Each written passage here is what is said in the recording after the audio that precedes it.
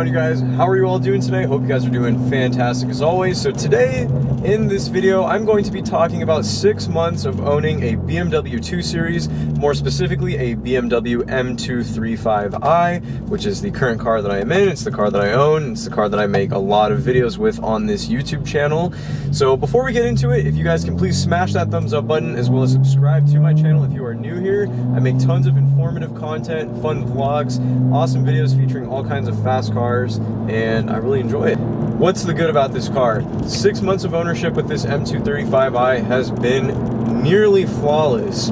I absolutely love this car. I've stated that in tons of my videos. It's very fast, it's nimble in terms of performance. This is the best car I've ever owned, by far. In my opinion, it actually blows my E92 335i that I formerly had out of the water as an overall car because of the package that this car provides. The handling, the performance, the engine, the sound, the practicality, it just really is fantastic. So in terms of performance, in terms of the way that this car drives, I love it.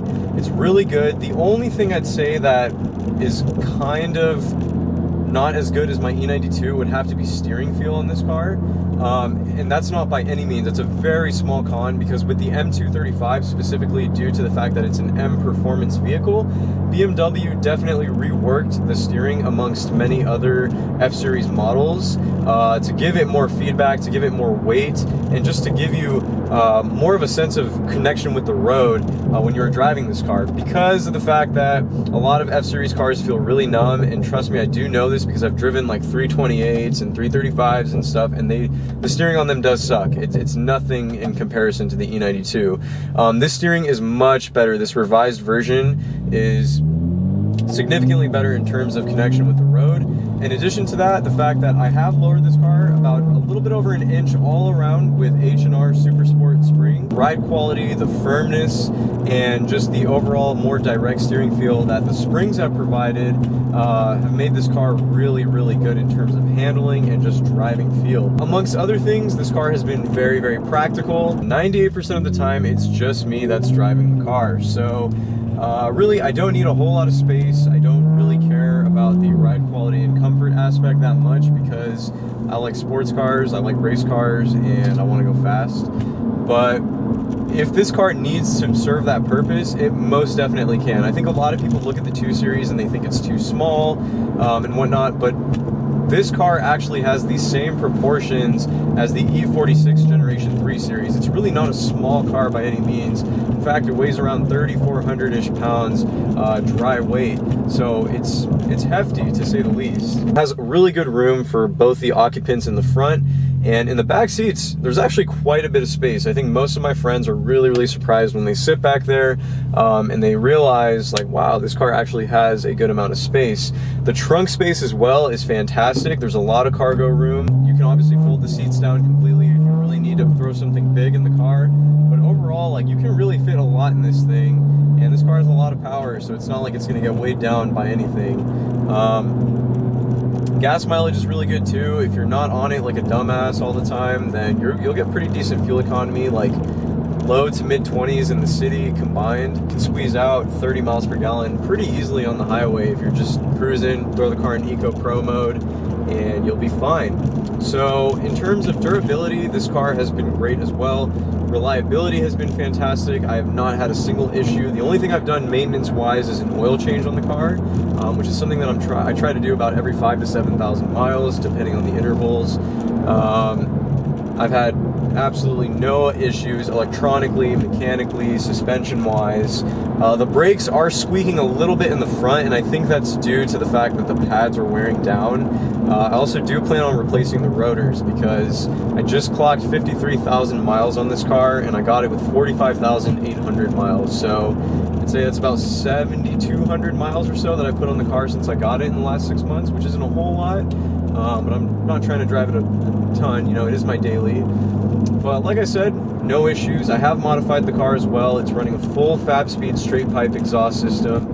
I also have BMS wheel spacers to widen out the wheelbase. Like I said, H&R springs lowered the car as well. I have a BMS air intake, which has been fantastic. It provides a ton of intoxicating turbo spool. Paired with the exhaust, it makes it really fun to drive. I did a full rear seat delete in the car, and carbon fiber mirror caps. That's about it so far for mods. The only thing that I have coming in soon is a charge pipe from Burger Motorsports that I'll be installing shortly. And then I do plan on going with an upgraded 5.5 inch stepped front mount intercooler for this vehicle.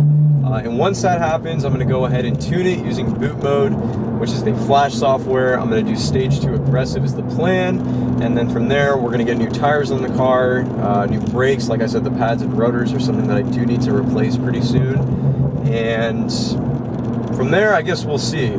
But I think once I get to that point, I'll be pretty good on mods. I do want to get wheels as well, Apexes, because I plan on tracking this car. But like I said, really no major complaints. This car has been fantastic. Durability has been great. Reliability has been great. Performance has been solid.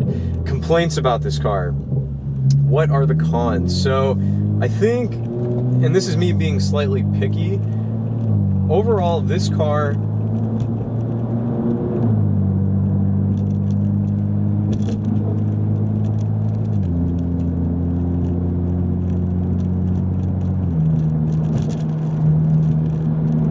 now, when this car was completely stock on the suspension, I was not a fan of how high it sat up, and I was not a fan of the body roll. So after taking it through the canyons, it handled decently. You can definitely rip it around because it does have a nimble chassis. But feeling and experiencing the body roll, it was too excessive for a car of this caliber, and the fact that BMW would go as far as to call it an M performance vehicle. So the H&R springs that I put on the car really helped to sort of establish the suspension and body control of this car, and really kind of shows off what this chassis can do. On top of that, I don't scrape. I don't have any sort of issues with rubbing or fitment or anything with those springs, and the body roll has been eliminated dramatically. So I definitely think if you guys are to buy one of these cars or to go with one, definitely lower it. My personal pick would be the H&R springs because I've just had such a good experience with them, and it's just such a fairly cheap mod to use and install, and it's 100% worth it because the car looks way better and it handles way better. The suspension feels a lot firmer, and when it comes to performance driving, that's exactly what you want. My only other complaint with this car, I would say, would have to be the brakes, and the M235 actually has the M Performance brakes as standard, so it has the 4-piston calipers in the front and the 2 pistons in the rear. They're actually a pretty much identical caliper to the F80 M3 and F82 M4, except the rotors are a little bit smaller and they're not drilled, they're just standard like ventilated discs. But for some reason, and I don't know if it's maybe the pads that are in this car specifically, but I have driven other M235s, the brakes just don't feel super strong, and maybe it has to do with the fluid or just something that these cars run from factory, because it's a pretty strong caliper with a lot of brake pad surface area that's covering the rotor, so in theory it should be pretty strong, but something about these brakes just don't feel like 100%. Like, they're good brakes, no doubt, but sometimes you kind of have to dig into the brake pedal a little bit to sort of get the car to really stop when you need it to, and that's something that I wish was a little bit stronger from the factory or out the box. The 135s, which this car replaced, actually ran 6-piston calipers in the front and 2-piston rears, which I definitely think would be better suited on a car like this. And I don't know why BMW kind of went down to a 4-piston caliper, because those 6 pistons really provided a lot of stopping power. And like I said, that's not to say that it's bad stopping power, it's just that I wish it could be a little bit more. I feel like it's just not 100% there. But overall, that's all I would have to say. This car has held up really well. There's a lot that this car brings to the table in terms of performance, you know, aftermarket upgradability, track-oriented performance, canyon run driving. But, you know, of course, it's not perfect, and I don't want to make it seem like this car is the best car in the world. It really is not. But I think for the money, for about $25,000, like I said, which is what I got this car for, I think it brings a lot to the table in terms of performance and bang for your buck, because you can really do a lot. If you tune this car, it can be wicked fast in a straight line. You know, the handling, the proportions, the size, the gearbox, just sort of the way the suspension is and everything. You can really dial this car in, and it's a lot of fun to play around with. So with all that being said, I hope that brought some insight to you guys in regards to the BMW M235. Really enjoy this car, and it's just been fantastic overall. I'm looking forward to another 6 months and a couple years of ownership with this vehicle, and I can't wait to bring you guys along for the ride to see how this car transforms. With all that being said, please give me a thumbs up, as I stated earlier, as well as subscribe if you're new here, and I will catch you all in the next one. Later.